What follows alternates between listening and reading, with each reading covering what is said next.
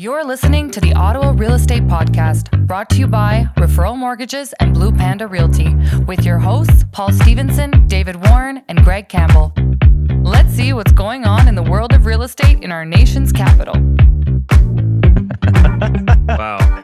What was happening there? That's just me on a Friday morning trying to hold it together. Welcome to the Ottawa Real Estate Podcast. Great intro, as always. My name is Paul Stevenson. I'm one of the hosts of the Ottawa Real Estate Podcast. I'm also an owner of Referral Mortgages. It's a mortgage brokerage here in Ottawa. I'm joined by Greg Campbell. Greg Campbell is a partner. He's a partner over at Blue Panda, also here in Ottawa, and an expert real estate agent. And lastly, we got David Warren. What can we say about this guy? He's an owner. He's an owner of Referral Mortgages with myself. He's a mortgage agent, great softball player, great hockey player, great guy. Knows his baseball. Wow. Quite the intro. Quite the intro. How was the week, everyone? How was the week? My week was great. I had that little getaway on the weekend, last one for the summer with the kids, and officially, I guess we talked about that on Tuesday. It's weird because the way we formatted it this week. So the week's been very good. I've been in office handling lots of follow-up, working on my video releases for the new series. And I'll mention it now because it'll be out by the time this airs. Real Estate Reality with Greg Campbell on YouTube. First video will be out this week, and on my IGTV as well. And you'll also be able to check Real Estate Reality podcast audio only version. So look for that. Like it, subscribe, comment, love me. More real estate info from me, Greg Campbell. Dave, how are you doing? I'm half awake. Great show, guys. And that's it. That's it. Doing well. It's been a good week. Busy. I took possession of my new home on Wednesday, so that's exciting, and so slowly starting to move things over. So that's been busy. Looking forward to kind of a long weekend this weekend, which I'd forgotten about until yesterday. Getting up to the cottage for a night tonight, I think. Overall it was a pretty good week. All right. Yeah. What about yourself, Paul? Me? Yeah, I like weeks. Weeks are good. They're, they happen every 7 days. No, the week was busy. I was listening back on our show from last week, which obviously got a lot of attention, a lot of people talking. I've had a lot of people reach out, as I'm sure you guys have, just kind of following up, giving me their kind of insight, their opinions on everything we discussed, and what having sat on it now for a few days, and a couple of days since we did the episode. Any follow-up comments, gentlemen, on on any of the platforms or anything that we discussed last week? Any feedback you got from any listeners or people in your networks? Not from people directly in my network, although we got a million comments on the Facebook page. There's a lot of talk going on. A lot of talk. A lot of comments. A lot of comments. Interesting ones. Anything politic wise brings out people's the different sides of them. Of themselves, and sometimes not the greatest.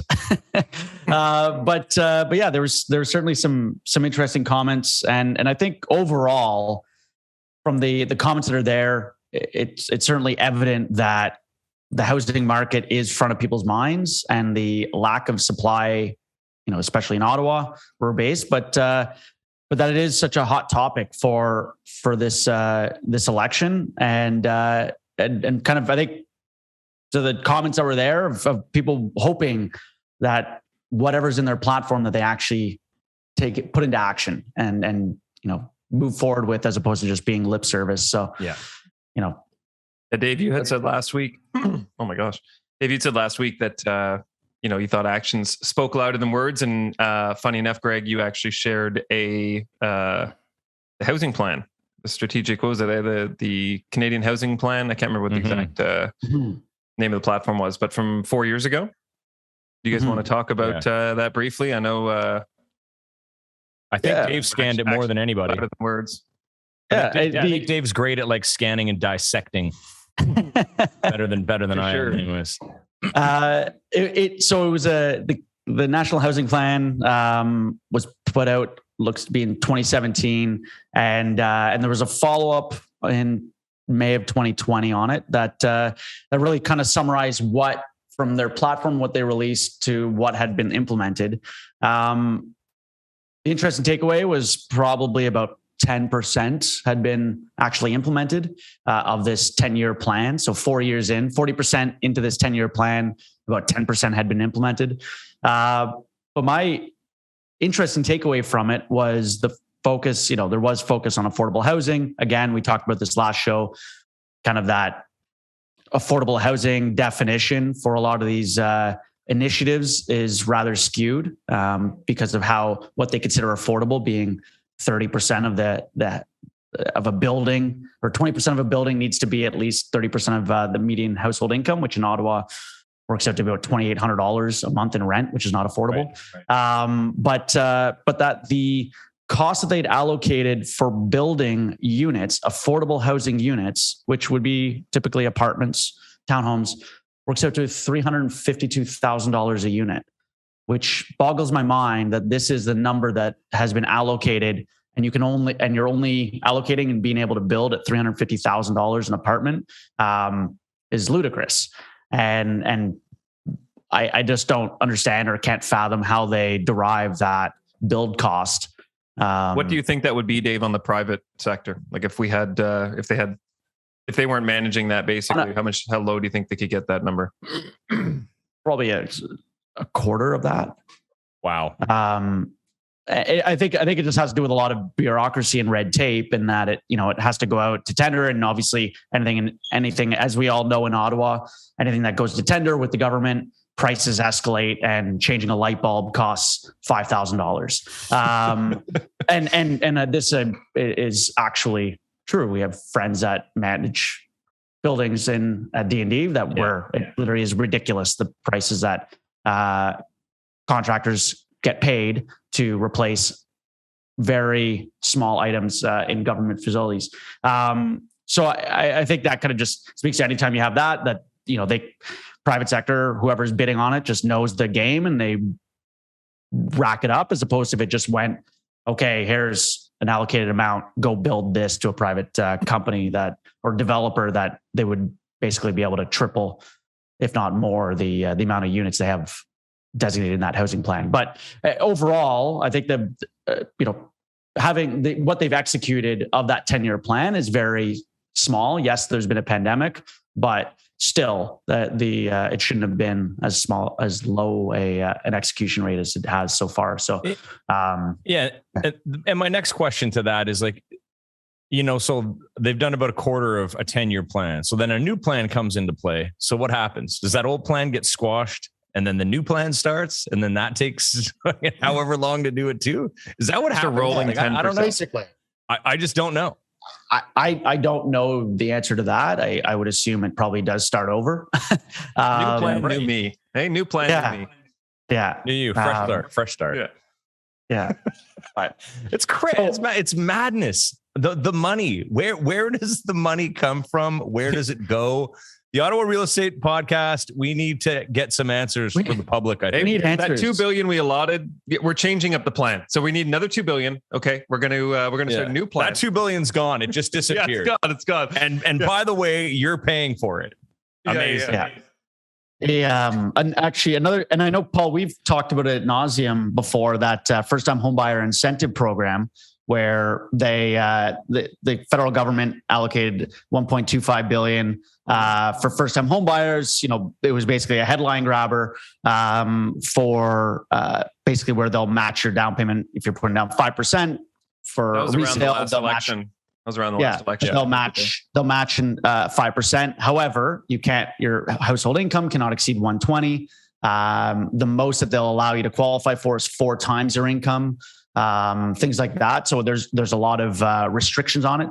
And so the amount that's actually been used of that $1.25 billion is $190 million. Clearly shows nobody's using it because if it was a good program, it would have been maxed out. Yeah. But it's the markets across Canada at 120,000 is your household income max. And that doesn't matter whether the person is on the mortgage qualifying or not. Just even if they're not on the mortgage and they still take into account that income, is 480,000 is the most that you can qualify for. So you're pretty limited, in a lot of the major markets of who can actually utilize that. But I digress. Yeah. It was an interesting read this morning at 6 a.m., Greg. Thanks for sharing. You're welcome. Dave just bubbling, making his coffee. All this money wasted. Nothing Dave hates more than seeing the balance sheet not aligned. Just oh my God. That's a good habit.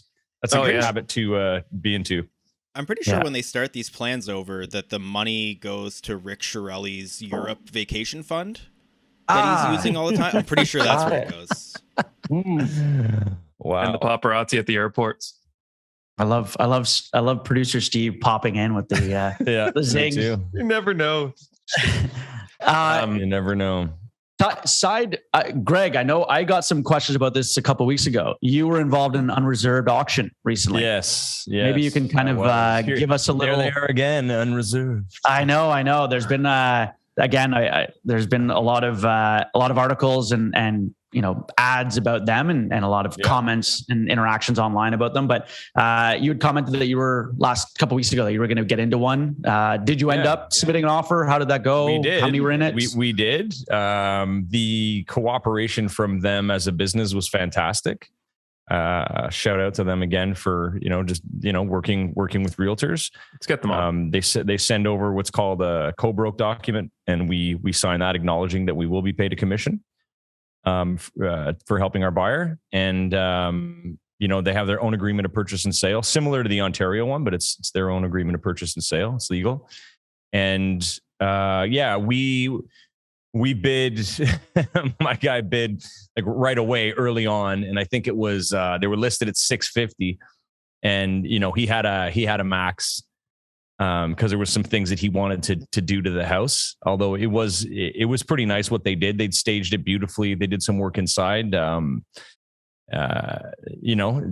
make it very appealing. And in the end, it ended up selling for 807.5, and almost all of the.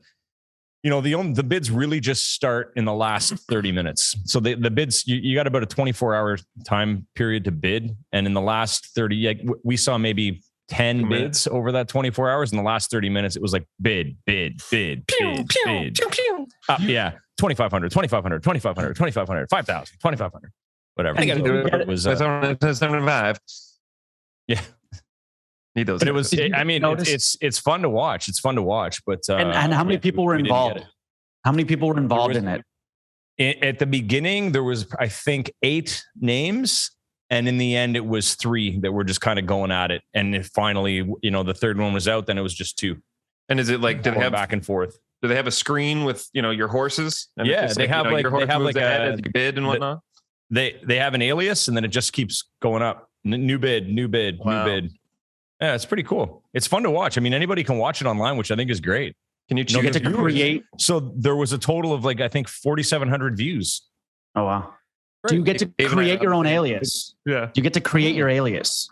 You register, and you have to register with the amount of your spending capacity. So with me, it, you can, if you're a realtor, there's a little bit of acceptance. I think you can say my client's approved to such amount.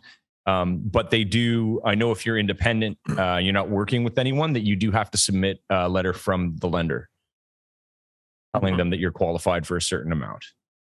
So and then what, go ahead. I was just to say, so walk us through the process of your client just, like that property, wanted to bid on it. What you mentioned, you had to sign a cooperation agreement. Was there any other paperwork, or how did that process go? Creating an alias, maybe walk us through the steps. So the registration process, I wasn't involved with. My client did that on his own. They send agents the co-broke. For anyone that doesn't understand, the co-broke is how you get paid. So they send me a co-broke and their agreement of purchase and sale. Now, when I got it, I said, I only sign this after the fact, right? And they're like, absolutely. They're like, if your client wins, then you fill out all the paperwork, but we have it registered as him at this amount. So you're good to go. I mean, honestly, pretty straightforward. Cool. Not too complicated. And it was cool because the one thing is that they keep it on the market for over a week. And, I went to see it with my clients, and then they had 2 open houses. They went back, so there's a lot of time, and the bidding period of a day, I think, is a little much. I don't think that's necessary.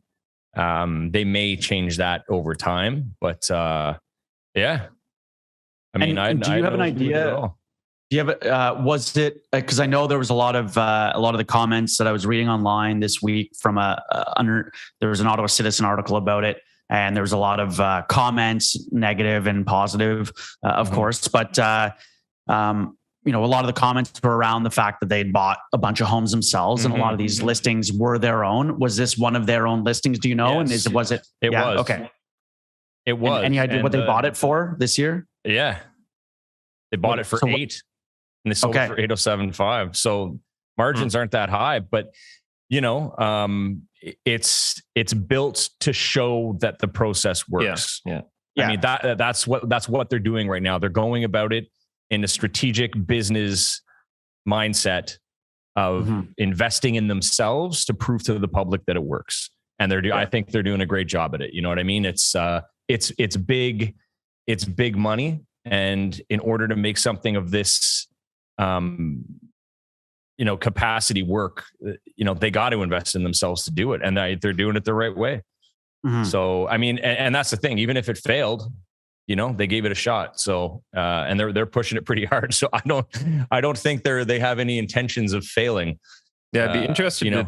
I'd be interested to talk to them to see what the, what the roadmap is. Cause I think in the future, I know we talked about this before, Greg, the other day when we were out, that, having some sort of automated pre-approval button or something on there where while people are in the auction, if they have that 24-hour window, that they could somehow submit an application to us, we can basically have it underwritten and back to them for a pre-approval, so they have that letter, kind of have that authenticity or that confirmation that they've been approved. And then even at that, even having, from an inspection standpoint, like basically having everything kind of built into the system. So right when it's confirmed that you've won, you can click your inspection, you can do, they have an inspection. They have a home warranty, and they do an inspection. Every home that they sell is pre-inspected. Gotcha. And what's their warranty?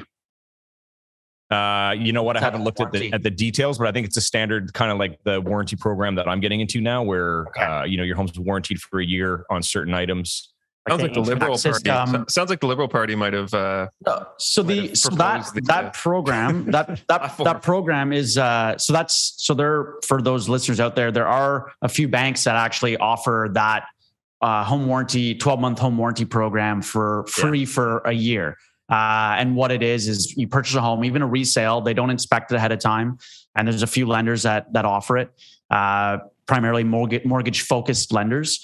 And what they do is they cover your major components of the home, your HVAC, your plumbing, electrical, basically major components, but it's free for the first year. And if you want to continue it afterwards, I think it's $15 a month or something like that. But they'll cover if something goes wrong. I think it's $150 or it's $50 rather. And you pay, somebody goes out, inspects it. If it's shot, they repair it or replace it, and there's no cost. I think perhaps their system's probably similar to that. I would think. I'm sure it's the same thing. I don't know who the warranty program's with, but but they got it. They do the inspection. They got the warranty on every listing. So, I mean, they're doing a lot of things right. They're just learning as they go and changing some stuff along the way. But I mean, it's definitely, I think it's here to stay, no matter what anyone thinks. That warranty is cheaper than Apple Care. Just for anyone who's listening, protect your home for $10 a month. But I will say for a lot of first-time home buyers especially, it's something to keep in mind. If any of you listening are getting into buying your first home, it might be something to look at or ask about for a lender that has that. You might not want to continue after the first year, but typically in a lot of cases, first-time home buyers are putting, all of their savings for down payment. And should something happen to go wrong in that first year, it's not likely they maybe have that fallback or that savings to replace that furnace or AC or what have you. So certainly having one of these, going with a lender that has one of these programs can be, hugely beneficial just to kind of provide that added reassurance. And for all of you listeners out there that might be looking for a row home in Orleans in the next couple of months, I will have a home for sale with a pre-inspection and a home warranty.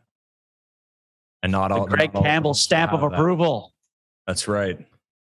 No, but to kind of bring it together with what we were discussing last week, I mean, Unreserved with that, like I kind of joked about it being, a little party promoting it, but I mean, with their auction style, with the pre-inspection, that's right in line with what would be proposed, right? In their platform. So it's there, and now it's a matter of whether or not that's the only way that someone should be able to sell their house, or if you should still have the ability to work with an expert like yourself, Greg, who can market it in other ways. The one thing I will say before we end on this topic again is that you need to. A lot of buyers are looking at their listings and they're listing them very, very low. So, and I know that that's part of the initial process of how they do things, which I think is great. But ultimately, in the end, I think it might have to change a bit, because they're listing like 50 to 100 under what most would be listing at to sell at what they're getting. That's my opinion with the market change. But I mean, they're definitely getting back up to over or close to what they need. I guess it's probably, like you said, them figuring out the market, how to price it accordingly, what's going to drive bids or what's going to gather attention on it, right? To kind of get it up, as opposed to, we've talked about before, it is a pricing. It's complicated to figure out how to price it. I mean, you speak to clients all the time about listing their house. If you list it at what comparables are at, you're not getting as many eyes. If you list it too low, that's not an accurate representation of what it should be or what it should actually be listed for from a comparable standpoint. So I think it's probably in their mind they're trying to figure out that, right? And from firsthand example, I was out with clients last night. We were looking at a home, and they had sent me previously this one that was an Unreserved, and I'm like, guys, that's not. I was telling them, I'm like, that's actually not in your price range, because it's going to sell 150,000. They're like, what? Why? Like, why are they listing it that low? I'm like, it's a new platform. This is what they're going through. And then I'm like, just go online, watch the auction. So they went online, they couldn't believe it. And then another house came up. They're like, oh my God, we love this one. I'm like, guys, it's another Unreserved listing. Go and watch the auction. And then same thing. So, I think it's definitely misleading to, especially some first-time home buyers who think that they can get that. It's in some circumstances, it's even listed lower than what it was when we were having crazy multiple bids all the time. That's 100% happening to every buying agent in the city. Then, like, their clients are 100% seeing these homes. Like, how many are on there now? How many listings do they have? Oh, they got quite a few. Now. So every single agent, which is probably why a lot of agents are frustrated by it, probably because they're continuously having to answer that question, or they're actually spending time getting involved in those auctions and not being as knowledgeable maybe about the market as yourself, Greg, and spending time on that, and then it sells for X amount over, and that's probably causing further frustration, right? With potentially with the platform. Yeah, and all it really is it's a transparency feature for multiple bids. That's all it is. Grand scheme of things, it's nothing more than that. And then a little bonus, some great marketing, and some cool tools like the inspection and the home warranty plan, veil lifter. So yeah. Hanif, one of our regular listeners here, says he's officially a first-time home buyer. Can you send him the details for your listing, Greg, or give him the details? Yes, I'll message Hanif. I know Hanif. I went to school with Hanif. Yes, there you go. It's a beautiful home, and it's exclusive. So a big stuff exclusive. I got three exclusive listings coming up. We're not going MLS. And what are you seeing in the school starts up on Tuesday? You said you were out with home buyers last night, Greg. What are you seeing right now? We haven't talked about where the market is from a listing or buyer side, right, in a few weeks. How did you find it? Is there still a ton of is there much action? Is it slow? It's tons of listings. There's still tons of listings. There's lots of good stuff out there. I'm finding that a lot of buyers are just taking their time, but there's still homes that listing at reasonably normal prices and selling. I mean, I looked briefly this morning. I think there was like, God, how many sales was it? There was a lot of sales in the last month. We'll see the numbers on Monday, I guess, from the board. But the average days on market now, like I said before, we're up to about 30 days. But there are still homes selling in a couple of days or a week. And it does blow my mind. I'm still seeing homes with offers presented at preemptives maybe accepted. I'm like, man, I don't even want to go there now. Mm-hmm. So, I think also, again, we said, end of summer, back to school, election. I think next week is going to be very quiet personally. Mm-hmm. And then I think after that, it'll start picking up a little bit more. So there's opportunities out there. If you're looking to buy, don't sit on the sidelines because you might miss some nice ones. That's for sure. And if you're ready to list, it's still a good time. Right, guys? What do we always say? The best time is now. Episode 50, boys? Holy jumping. Yeah. Episode 50 of an official 50. An official 50. Yeah. Torah. So we started in September then last year because we're coming out. That'll be obviously a year in 2 weeks. We have to have a big anniversary. The YouTube big anniversary episode. And the YouTube push was in April, I guess. Yeah. Yes. So shout out. We give a shout out to all the amazing listeners and people that spend time, not only listening but commenting, listening to us ramble, just rant about. Not much, really. Real estate, mortgages, whatever else we want to talk about. I mean, we're true to our tagline. That's for sure.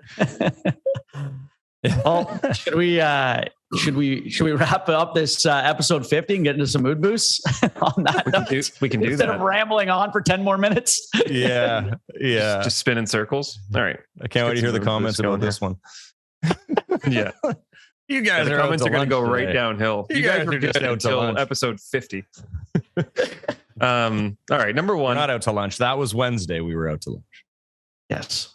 Oh God, Dave killing yellow jackets and whatnot with his phone.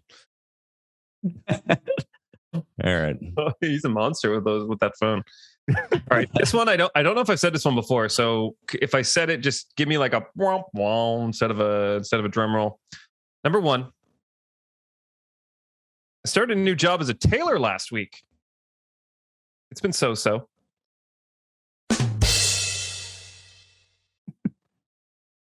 don't even know what that means. Number two, a tailor. Yeah. So. Sewing, a tailor sews. Come on, Greg. Yeah. Come on, Greg. Wow. Wake Number up. two.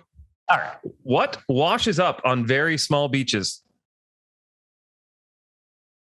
Microwaves. Oh. Microwaves.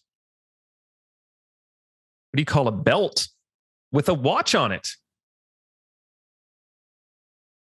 A waste of time. A waste of time. Number four, I got my husband a fridge for his birthday. His face lit up when he opened it. And then the last one. I could do two more. I'm going to do two more. We're going to need some boosts today. If you got the we list. need some boosts today. Not. Why were they called the Dark Ages? Because there were lots of nights. And this is the best. I'll save this one for last. A man walks into a library and asks the librarian for books about paranoia. She whispers,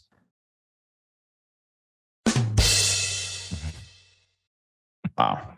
I don't even know how many there were there. That was a lot. Buzzing. Your rambles. There was a lot. I don't know if any of them were buzzing, but there was a lot of them. Apparently our rambles are appreciated. So, we're here to ramble every week. Go ramble. Yeah, as always, huge thanks to our listeners, to our producer Steve, tuned in today. He popped on, love it. Shout out to North Brew for their support as well. Through 50, we're feeling good. The coffee's always appreciated, delicious.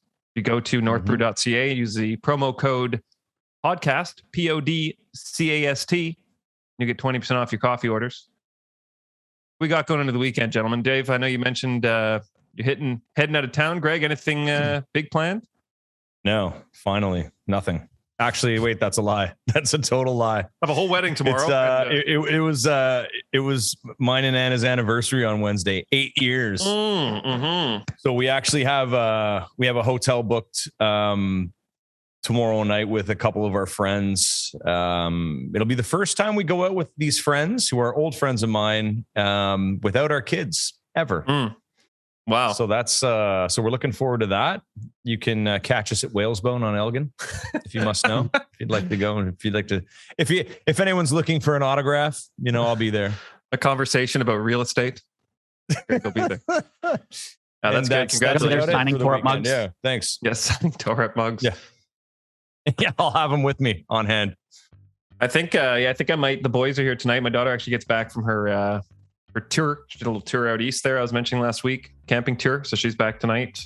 Boys are back tonight. So I think we might go check out the Van Gogh. I think this is last weekend of the exhibit. Yeah. Or it's coming up to the end. So might pop in there now that everyone else has seen it. Heard it's pretty good. I think the boys would appreciate it. Other than that, just taking it easy, getting ready for next Friday's show. That's what I do all weekend. Just prep for the show. All right, gentlemen. Well, enjoy the rest of your week. Long weekend. What a mess. This one's going down in the history books. 50. What a mess. 50. Yeah. Wow. Famous at 50. Put it to bed. All right. We'll see everyone next Friday. Have a great week. Go Rep. The Ottawa Real Estate Podcast is brought to you by Referral Mortgages, Blue Panda Realty, and Stephen Hopkins Video. Thanks for tuning in, and please remember to like, comment, share, and most importantly, subscribe. We'd love to hear from you.